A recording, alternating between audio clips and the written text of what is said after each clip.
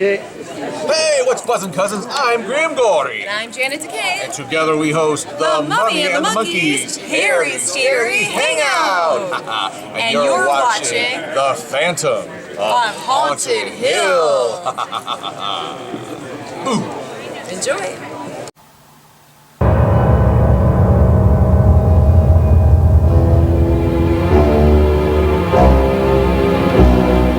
Welcome to another video here on Phantom of Haunted Hill.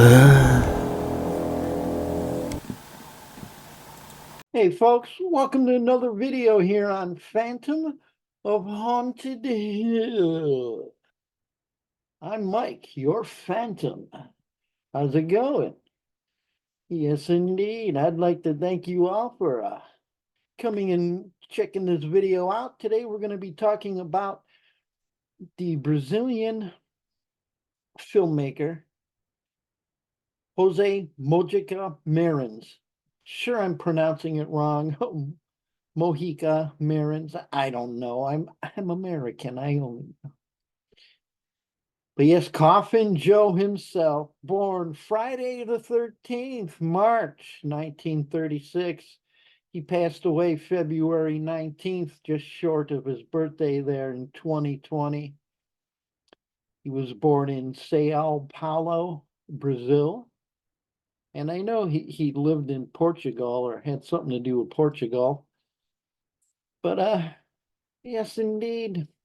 Yes, indeed. I'd like to thank those who have subscribed to the channel. We're going to keep it going here. I've been working on my second channel, which will have nothing to do with horror at all.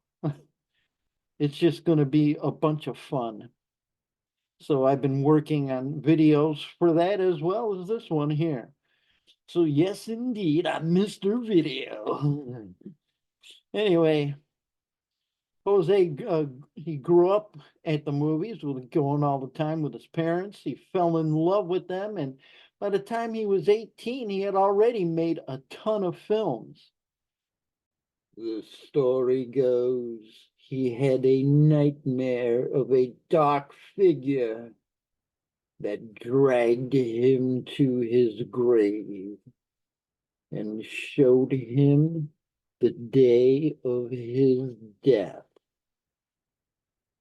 This inspired Coffin Joe to life and his never-ending quest for the right woman to bear his child and carry on his name.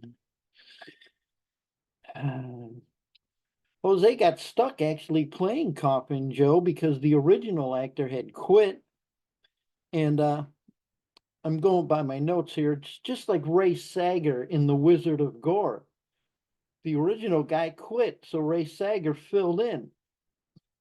It's like these things that occur are just, you can't put anyone more perfect in the role. It's like fate took over.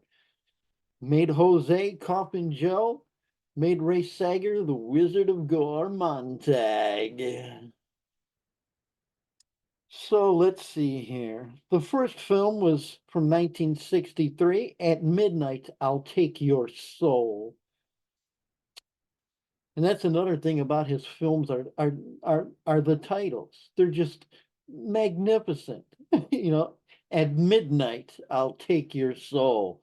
It's not like Legacy of Blood or, Horror of Dracula. No, this is At Midnight, I'll Take Your Soul. And it was definitely way ahead of its time with the disturbing atmosphere from beginning to end, the sexuality, the cruelty.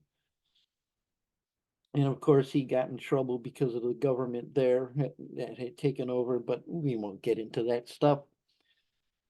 But yes, indeed.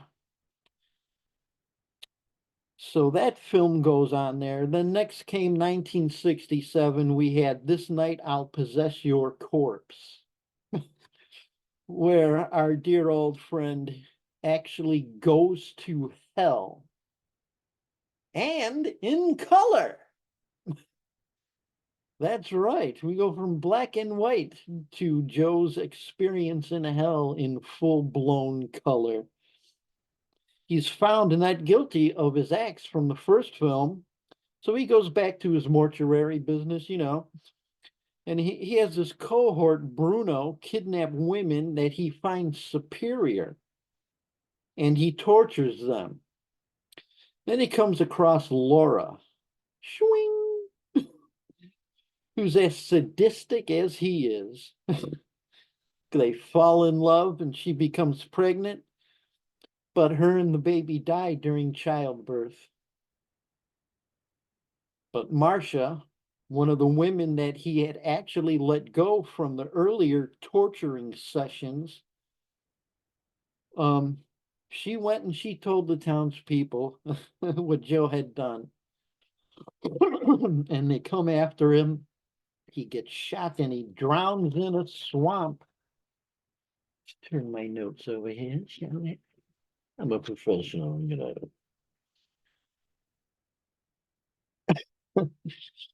Then we had no more Coffin Joe until 2008 with Embodiment of Evil.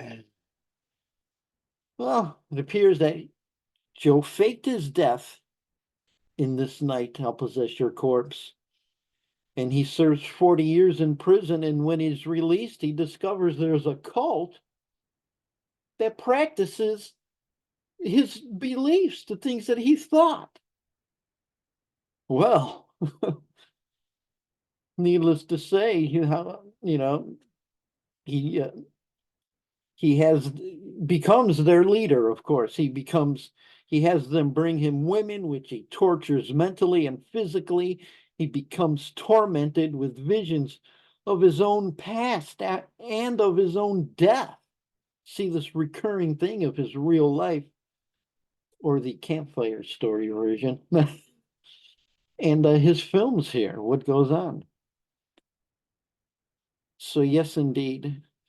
He's pursued by a Catholic police captain and a priest, Father Eugenio, who chases him into an abandoned amusement park where he kills the cop, and he's stabbed to death by the priest with a crucifix.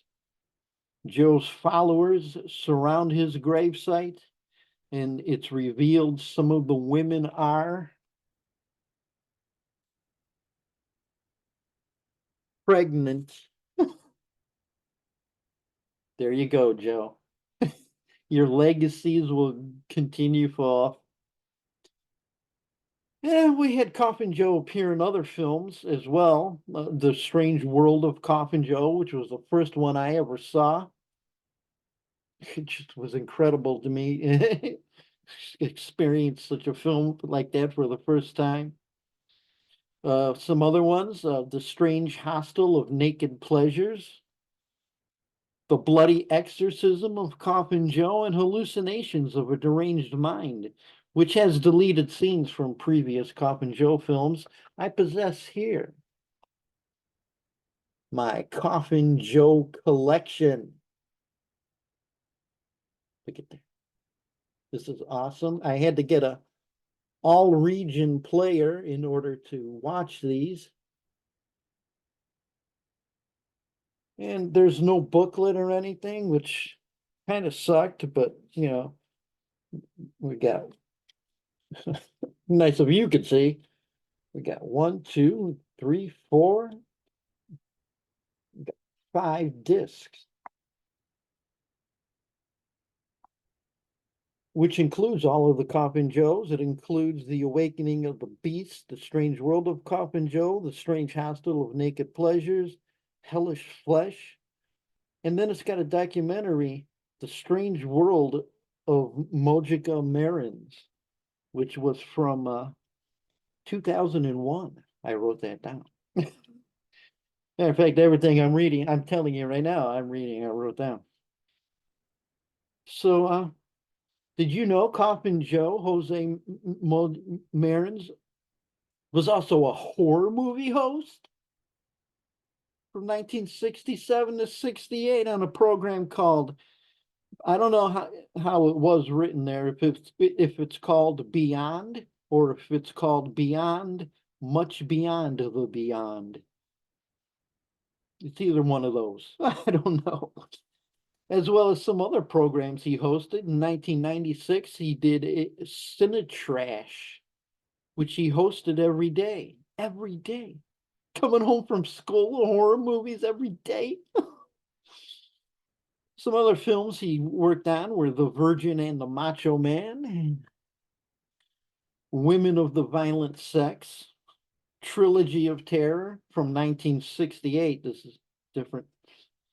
The Two Faces of a Psychopath,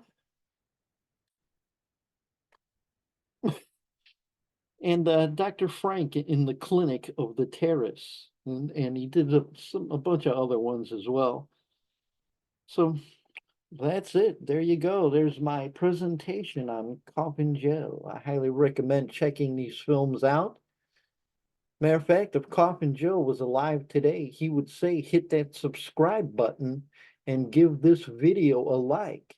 Help the Phantom of Haunted Hill out. As a matter of fact, I always forget to keep plugging this, and I tried to delete it, and I couldn't. But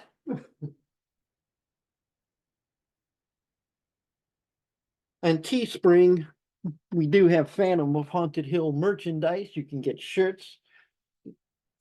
I've got the cup. Look at that. Look at that handsome brute. Look at that. Wouldn't that be cool if you poured your drink in here and it changed color? I don't know. But anyway, it's so if you want to get some Phantom of Haunted Hill merch, Teespring, just search Phantom of Haunted Hill, I guess. I don't know. I haven't sold anything. I haven't really cared about it. Like I said, I tried to delete it because I figured nobody's going to be buying anything. And it wouldn't let me delete it. So it's there. It's there. Well, what else? Well, thanks everybody for watching this. I hope you enjoyed it. Hope you enjoyed some of the horrific goings on here. And we'll see you guys next time here on Phantom of Haunted Hill. O que lhe vale a vida se não pode ser para a continuidade do seu sangue?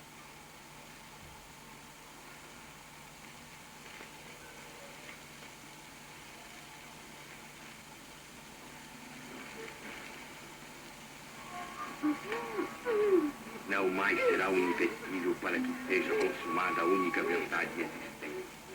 Terezinha será minha. E de suas entranhas prosseguirá a minha geração.